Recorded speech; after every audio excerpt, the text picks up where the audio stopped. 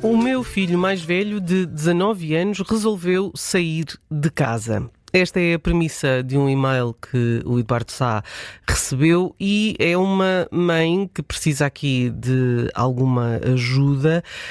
porque acha que a decisão do filho foi extemporânea e, sobretudo, não resolveu grande coisa. Isto não resolveu grande daquilo que considera que é uma raiva acumulada que este jovem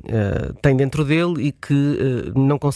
com a qual não consegue lidar. Olá, Eduardo, boa tarde. Esta mãe gostava muito que este jovem procurasse ajuda, que fosse a um terapeuta ou um psicólogo, mas este jovem não quer ir e, portanto, está numa circunstância em que não sabe muito bem que ferramentas tem na mão, que mecanismos pode acionar, o que é que pode fazer para ajudar o filho. Olá, Judite, que bom que esteja de volta. Olá. Judite,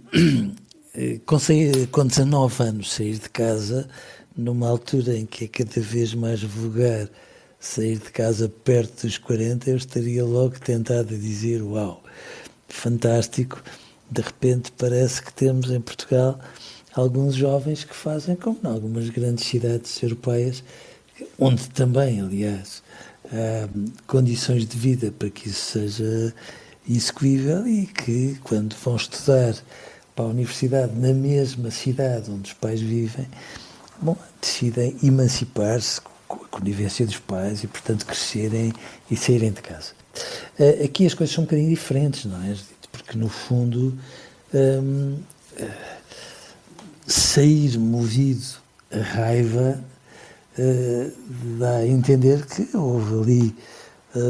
muitas feridas que foram sendo acumuladas, se calhar que foram sendo guardadas e que depois há um episódio qualquer, habitualmente é o clássico, há um episódio qualquer que faz com que uma pessoa reaja de cabeça quente e aproveita a onda e saia. Se foi isso, eu começo por ficar muito preocupado, porque, como é evidente, autonomizar-nos dos nossos pais é uma coisa que se deve fazer em presença deles. Quando nós fazemos movidos a raiva, não quer dizer que os nossos ressentimentos, em muitas circunstâncias, não possam ser valorizáveis, poderão, mas se quer também dizer que isso provoca um rasgão grande e depois uma pessoa fica entre as suas dores, às vezes o embaraço de reconhecer que há episódios de raiva que são exagerados e cria-se ali uma espécie de terra de ninguém onde muitas vezes as relações entre os pais e os filhos, mesmo que não se fraturem, ficam muito mais fragilizadas porque se incompatibilizam com os contornos terríveis. Vamos admitir que este rapaz, só para fecharmos este parênteses, o fez em relação a um dos pais ou em relação a ambos os pais. Não quer dizer que os pais, não quer dizer mesmo, que os pais devam ignorar como se fossem a correr por pó de arroz diante de uma situação que eventualmente também os magoou muito, mas também é verdade que, sendo pais, devem reservar para si o direito de dar o jogo e, portanto, de começar a trazer à razão este tipo de comportamento, porque tem 19 anos, imagino que não tenha grandes fontes de rendimento. Sim, a saída de casa não foi para longe, foi para a casa dos avós. Has dito. Olha, estou muito mais aliviado, percebe? Porque sair de casa para a casa dos avós, apesar de tudo, tem uma dimensão simbólica mais ou menos grandiosa e, portanto, fica claro que eu não vos quero ver mais à minha frente e vou ali ao lado para a casa dos avós a buscar o acréscimo de mimo que me está a faltar, sendo certo pronto, que estes pais são pais e os pais de um destes pais estão a ser aconchegantes com o neto, estão a ser coniventes com o neto, mas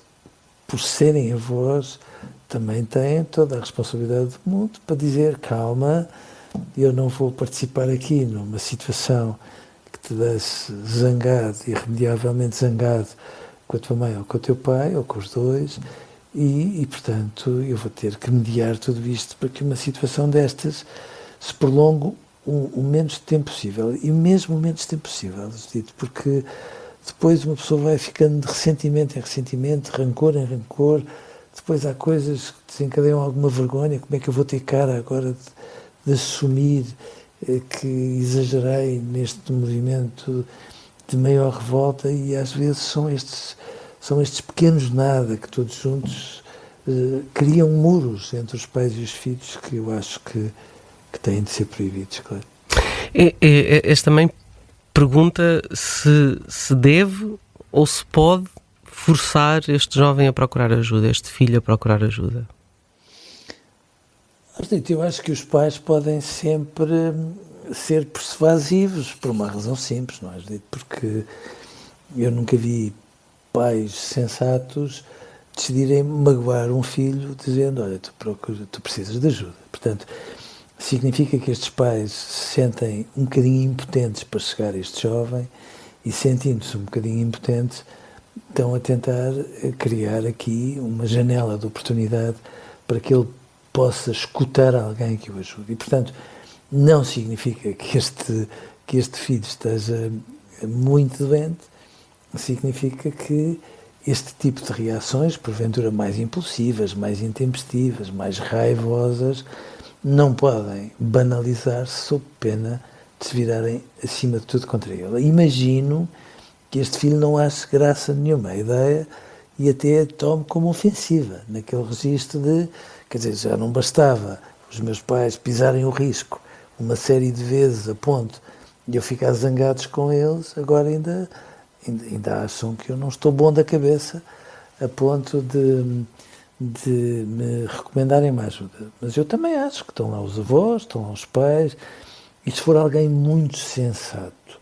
mas ao mesmo tempo claro, acessível, simples, que não esteja ali a dar uma descompostura a um jovem, mas que também não lhe passe a ideia, como muitas vezes acontece, que tudo aquilo que ele possa ter feito fez bem, as coisas bem geridas, pode ser de facto uma ajuda importante para que estes pais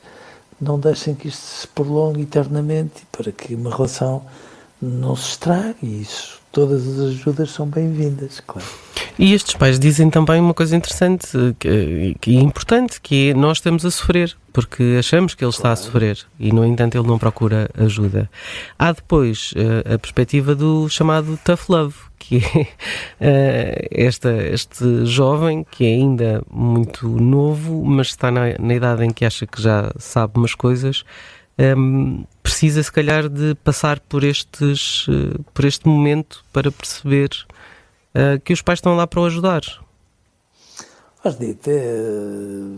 Tudo isso acaba por ser um bocadinho verdade, mas eu há pouco não lhe disse uma coisa que também me parece que é razoável, ou seja, estes pais encontrarem uma ajuda para os filhos não inviabiliza que, porventura, antes eles possam encontrar uma ajuda para eles próprios, e uma ajuda para eles próprios não significa de todo psicologizar tudo e mais alguma coisa, de todo mesmo, mas às vezes com alguém suficientemente experiente,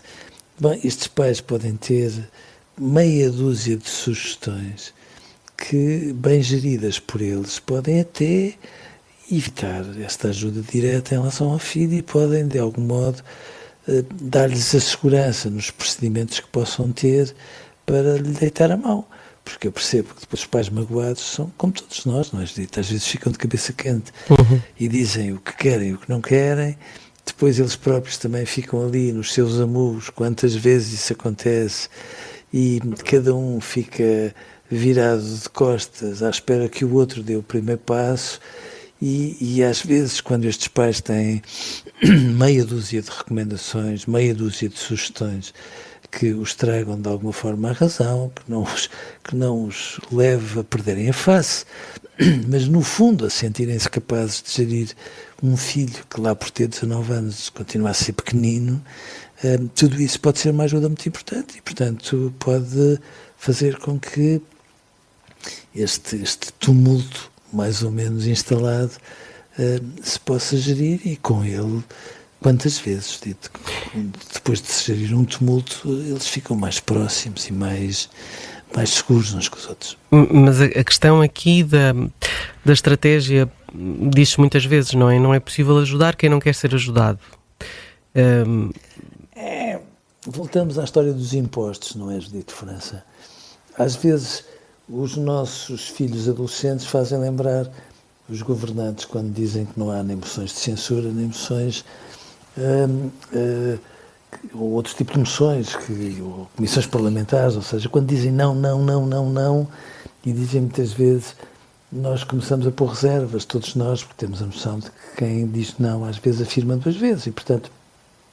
às vezes dizem não porque é uma questão quase de princípio. Eu tenho 19 anos, sou crescido, sou capaz de pensar por mim, mas quando eles são muito enérgicos a dizer muitas vezes não,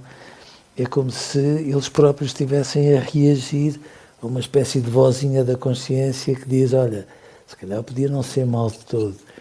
se calhar só uma vez, só para tomares o pulso à pessoa com quem vais falar e perceberes até que ponto é que é uma pessoa que merece confiança ou não. Portanto, às vezes não quererem ser ajudados não é linearmente não quererem, é estarem ali a lutar entre duas partes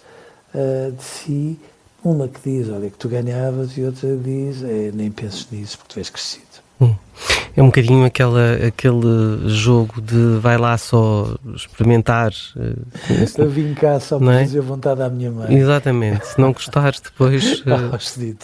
Não imagina, é o meu dia-a-dia muitas vezes. Pois, exato. E a verdade é que não haver nenhuma fórmula mágica